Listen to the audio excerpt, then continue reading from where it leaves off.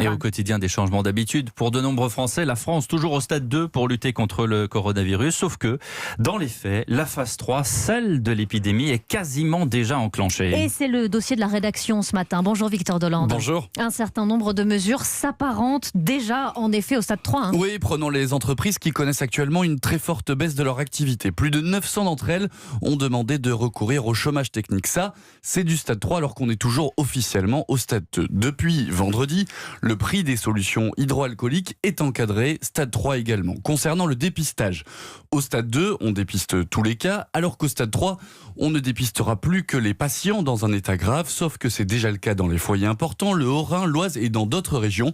Les dépistages classiques de tous les cas sont arrêtés. Et ce qui est notable aussi, Victor, au stade 3, c'est une mobilisation exceptionnelle dans les hôpitaux. Et là-dessus, tout est prêt. Oui, le plan blanc a été activé, mais pas encore déclenché, sauf dans les hôpitaux de Creil et de Compiègne.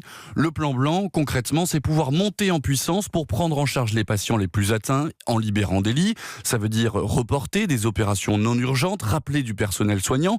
D'ailleurs, les autorités ont déjà rappelé la réserve sanitaire. Des étudiants en médecine ainsi que des praticiens fraîchement retraités se tiennent prêts à venir en renfort. Alors, ces mesures du stade 2 sont tellement avancées que certains médecins s'y perdent.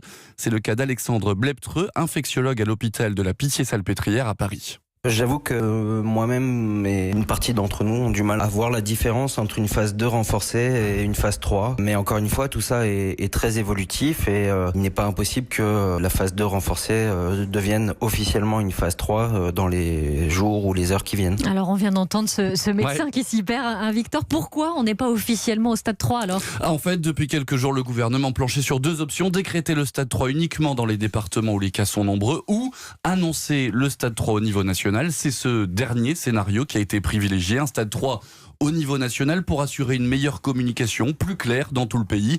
Notre doctrine évolue en même temps que le virus, assure un ministre qui assiste en ce moment à toutes les réunions sur le coronavirus. Et surtout, le gouvernement n'a pas voulu déclencher trop tôt cette phase 3 pour ne pas paralyser le pays sur une durée trop longue. Le plan de bataille face au coronavirus, dossier signé Victor Dolande pour Europe 1.